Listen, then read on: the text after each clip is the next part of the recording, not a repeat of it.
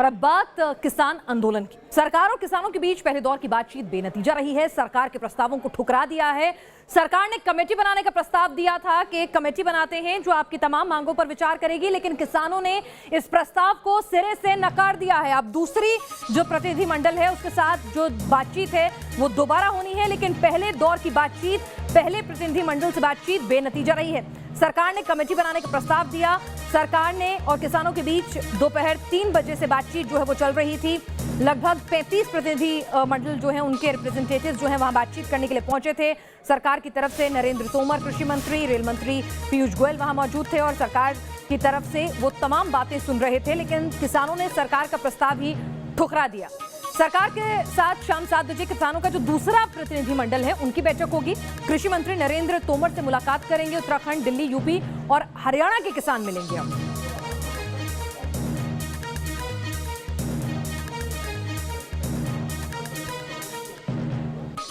Uttarakhand, Delhi, UP, Haryana के किसानों की मुलाकात होगी शाम 7 बजे। जो पहली बातचीत है, फर्स्ट राउंड जो बातचीत थी, जो 35 प्रतिनिधिमंडल के जो अलग अलग रिप्रेजेंटेटिव थे वो 32 के करीब थे, वो लोग मिलने के लिए पहुंचे थे। 3 बजे ये बातचीत थी और इसके बाद आपको बता दें सरकार से बिना शर्त बातचीत को किसान तैयार हुए। हमारे साथ हमारे संवाददाता रविकांत राय इस वक्त और अपडेट के साथ जुड़ चुके हैं। रविकांत, पहले दौर की बातचीत विफल रही, दौर की बातचीत रही है, अब तक वो बेनतीजा रही है। सरकार की तरफ से किसानों को ऑफर किया गया था कि एक कमेटी का गठन किया जाए जिसमें सरकार के नुमाइंदे रहेंगे और किसानों के जनप्रतिनिधि भी रहेंगे, लेकिन किसानों ने साफ तौर पर सरकार के इस ऑफर को ठुकरा दिया है।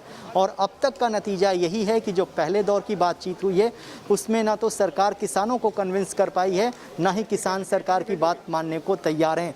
दूसरे दौर की भी बैठक होगी जिसमें यूपी और अलग राज्यों के किसानों को सरकार की तरफ से समय दिया गया है। वो बैठक 7 बजे कृषि भवन में बुलाई गई है। उस बैठक में भी केंद्रीय कृषि मंत्री नरेंद्र सिंह तोमर रहेंगे, लेकिन अभी फिलहाल हम विज्ञान भवन के बाहर ही हैं। जो किसान नेता हैं वो ब्रेक के बाद बाहर आने की उम्मीद जताई जा रही है कि वो बाहर आएंगे तब पूरा पक्ष जो है वो मीडिया के सामने रखेंगे। लेकिन तो अभी तक की जो जानकारी मिली है उस जी रविकांत, थोड़ा सा कंफ्यूजन है। ये पहले राउंड की बातचीत जो है हम कहें कि बेनतीजा रही है, या फिर अभी जो प्रतिनिधिमंडल था वो कुछ एक सेट ऑफ रिप्रेजेंटेशन था और अगला जो होगा वो उत्तराखंड, दिल्ली और यूपी के किसानों का होगा। अभी पंजाब के किसान मिले थे, ऐसे समझें इसको हम? देखिए, अभी पंजाब के जो किसान मिल रहे थे, जो 3 बजे बैठक बुलाई गई थी, सबसे पहले किसानों ने अपनी बात सरकार के सामने रखी। उसके बाद सरकार ने अपनी बात किसानों के समक्ष रखी। किसानों का ये कहना था कि जब सरकार अपनी ही बात सुनाने के लिए हम लोगों को यहाँ पर बुलाई है तो फिर बातचीत का कोई मतलब नहीं है। फिर सरकार की तरफ से एक सुझाव दिया गया कि एक कमेटी का गठन किया जाए। उस कमेटी के गठन पर भी किसान राजी नहीं हुए। उसके बाद एक ब्रेक लिया गया। तो ब्रेक से पहले तक की जो बातचीत अब तक हुई है पिनाज, वो बेनतीजा रही है। अभी भी बैठक चल रही है। सरकार अपनी तरफ से प्रयास कर रही है कि किसानों को कन्विंस किया जाए और किसान सरकार की बात अभी तक फिलहाल मानते हुए दिखाई नहीं दे रहे। इसलिए हम ये कह रहे हैं कि जो पहले दौर की बातचीत है जी, शाम को 7 बजे के बाद जो बैठक मुकर्रर हुई है वो किन किसानों से, किन प्रतिनिधिमंडल से हुई है, किन स्टेट्स के, उसके बारे में कुछ जानकारी दे पाएंगे रविकांत? बिल्कुल, ये जो दूसरे दौर की बातचीत है वो यूपी के जो किसान हैं, जो भारतीय किसान यूनियन है, उसको समय दिया गया है। सरकार की तरफ से आधिकारिक जानकारी दी गई है। वो किसान आएंगे और उनसे भी बातचीत होगी। उस बैठक को केंद्रीय कृषि मंत्रालय के अंदर बुलाया गया है।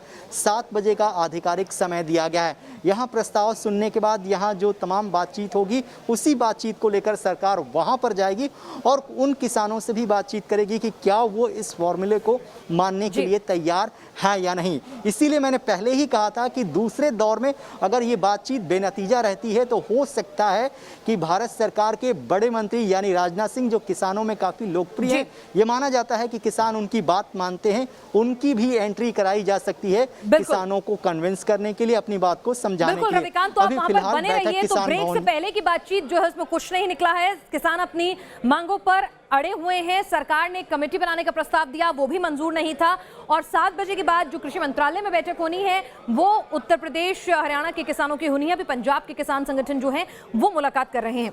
देश के तमाम शहरों में खरीद केंद्रों की हालत कमोबेश एक जैसी है। यहाँ सरकारी खरीद केंद्रों पर फसल खरीदने में आनाकानी होती है और किसानों को औने पौने दाम पर फसल बेचने को मजबूर किया जाता है। आपको हम 3 शहरों के क्रय केंद्रों की हालत दिखाते हैं, गोरखपुर, जयपुर और पटना, जहां किसानों की हालत करीब एक जैसी है।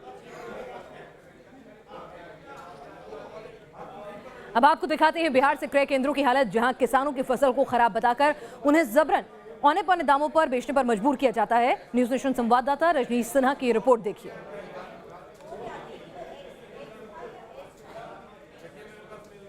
किसानों के लिए खेत उनका मंदिर होता है, अनाज देवी देवता होते हैं। आप जब खेत में आएंगे, इनके अनाज के भंडार में आएंगे, खाली पांव आपको जमीन पर इनके साथ बैठ के इनके दर्द को समझना होगा। हमारे साथ 2 बुजुर्ग किसान मौजूद हैं। हम इनके खेत में हैं, मशीनें इनकी बंद पड़ी हैं, चारों तरफ धान का बोझा पड़ा हुआ है। हमारे साथ राम विनय जी हैं। राम विनय शर्मा। राम विनय जी, क्या स्थिति है अभी आप लोगों की? बड़ी गंभीर स्थिति है हम इनके।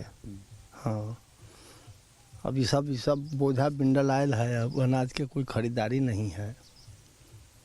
अभी तक सरकार ने खरीदा नहीं। तो कैसे आप लोग अनाज बेचते हैं? पैक्स के थ्रू।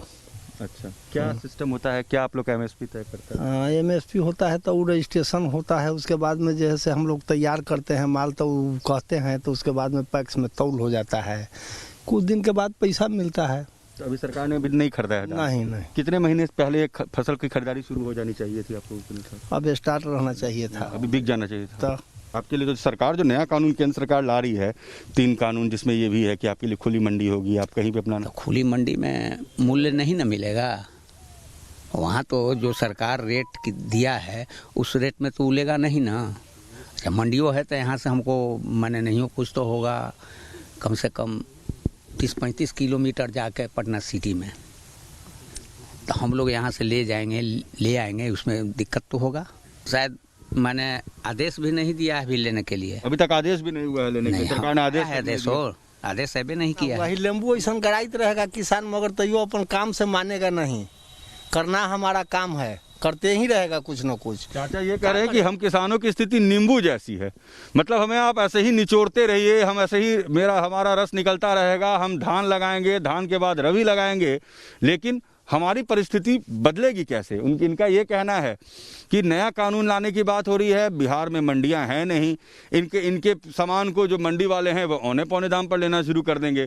सरकार लेने को तैयार अभी तक नहीं, और दूसरी तरफ नए कानून को लेकर किसानों में संशय की स्थिति। वीडियो जर्नलिस्ट सतन के साथ रजनीश सिन्हा, न्यूज नेशन, फुलवारी शरीफ। और कुछ ऐसी स्थिति जयपुर की भी है, जहां किसानों को उनकी मेहनत का पूरा पैसा नहीं मिलता। यहां किसानों को एमएसपी के मुताबिक पैसा नहीं मिल रहा है।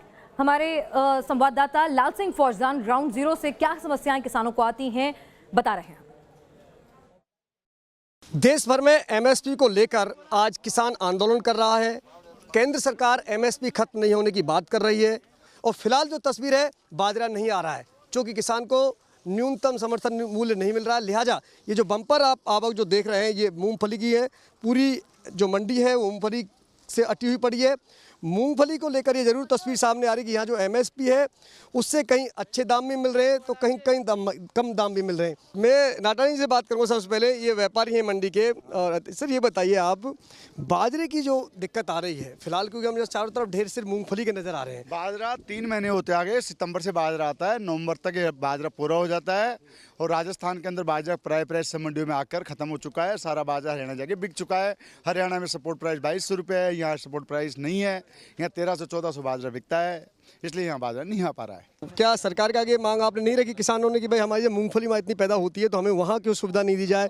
जो एमएसपी वो लगाया है, टोकन वो कटवाते हैं, गवर्नमेंट खरीदती है, 25 क्विंटल खरीदती है, 25 क्विंटल से तो कुछ बढ़ना नहीं है। किसान के पास बाजरा पड़ा है तो बेचें कैसे?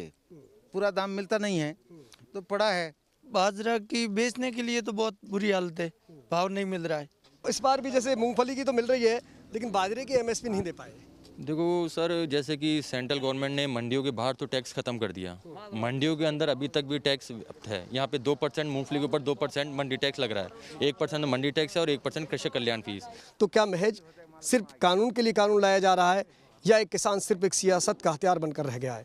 फिलहाल जो तस्वीर है वो बेहद चिंताजनक है, और सवाल यही है कि आखिर किसान को एमएसपी का मूल्य कब मिलेगा। वीडियो जर्नलिस्ट राजू चौधरी के साथ लाल सिंह फौजदार, न्यूज नेशन, जयपुर। और यहाँ रुक रहे हैं कुछ देर के लिए, जल्द लौटेंगे, आप बने रहिए न्यूज नेशन के साथ।